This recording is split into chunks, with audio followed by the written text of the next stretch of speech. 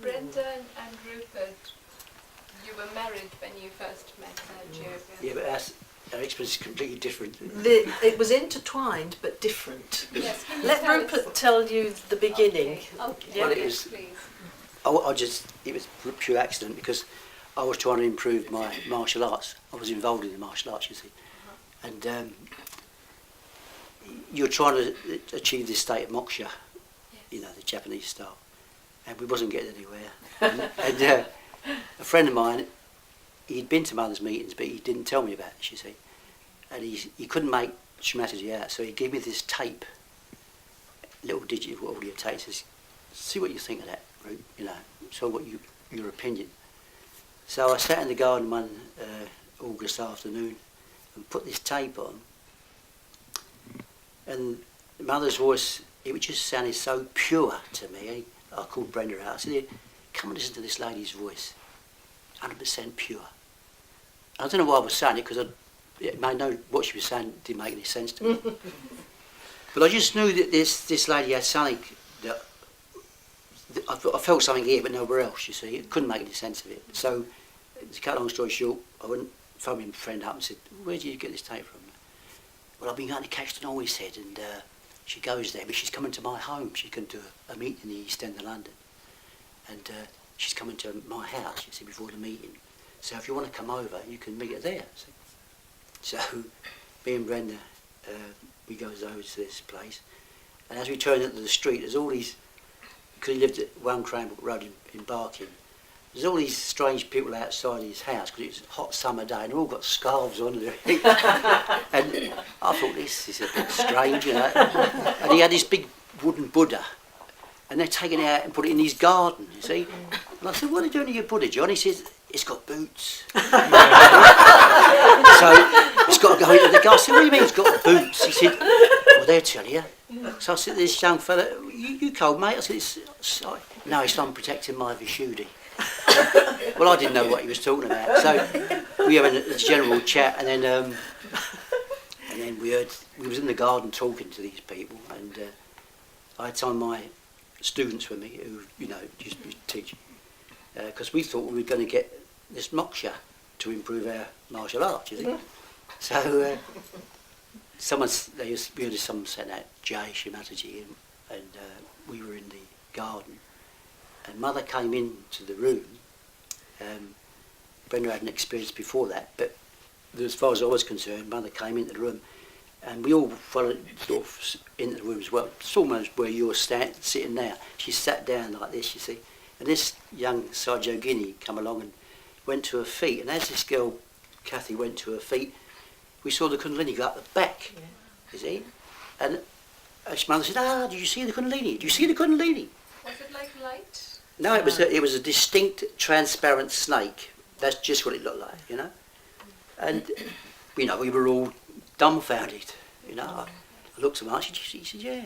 And he had 2 sons who were, in them days, it was something called, there was skinheads, you know, and they didn't like sort of foreigners, if you like. And they wasn't going to have it coming into the house because they didn't want no foreigners coming in the house. They bother boots on everything. But when we looked around, they'd both arrived. They'd come out of the garden, their boots were off, and they were... this, you know, no one told them to do this. No. But what we saw, no one could dispute what we'd seen, you see. And his wife had just left him, my friend, and he had 5 children. And his mother said, you know, are these your children? To Brenda, to my wife. And she said, no, they're not my children, Mother. So she said, well, where are your children? So she, you know, they're at home. Bring them to the meeting tonight. So we shot home and got the kids, and we went back that evening and sat in front of Mother, and all my lads were there as well. My mother was saying to each of them, you're very right-sided, what are you doing? And they were saying, like, martial arts, oh, you know. So I thought, So the time she got to me, I felt really guilty. I thought, all these bugs, it's all my fault, you know. And when she sort of worked on me, I felt like this, it just felt like an ice cream cone above my head. And then someone said, can you say the Lord's Prayer? And I said, well, I don't know it. So they said it for me, you know. And they said, can you feel the cool breeze? And I could feel this up here, and I thought, it's a window open somewhere. And Mother said, can you feel it? I said, oh, yeah. But it didn't make any sense to me, you see. It felt very good, but it was all alien, completely alien to me. And that was it. She went along to my son, my oldest son, and I just lost my brother who had just died, who was very fond of my oldest son. He used to worry about it, you see. And she said to my oldest son, there's somebody here protecting you.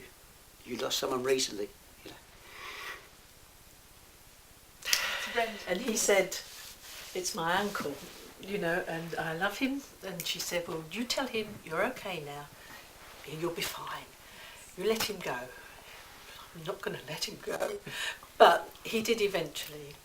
But and then some yogis were going to work on the younger two children, and Mother said, no. They realised, you leave them. But my experience was when Rupert was in the garden with his Aiki mem, I was on the kitchen door, leaning, sort of half listening inside and half listening outside. And I didn't hear the house clear out of yogis, but the next voice I heard was, hello. And I turned round and, well, I don't know how I restrained myself from dashing over and hugging her and kissing her.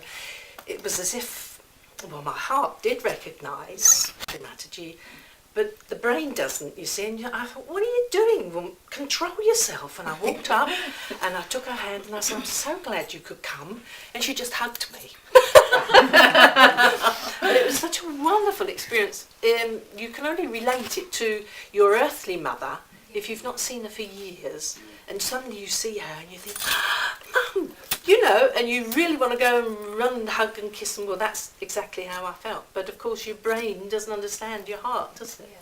You know, and everything else that Rupert said is extremely accurate. Yeah, it was fantastic. Yeah, it was For absolutely. years I couldn't comprehend what was going on, and I For didn't years. believe for about 2 years that these vibrations was coming from me. I kept saying there's a door open somewhere. I couldn't comprehend that this cool breeze. And even when I did, it didn't make a lot of sense to me because I was brought up in a different culture. See, in this, you know, people say this is Kundalini, but I thought, well, okay, well, so what? You know, that was my attitude. You were meditating for these 2 years, though. Or Oh yes, yeah, we used to. Oh, in fact, we had a fantastic experience. This was another Yeah. thing. Oh. This wasn't to meet Mother, but it's after I met Mother.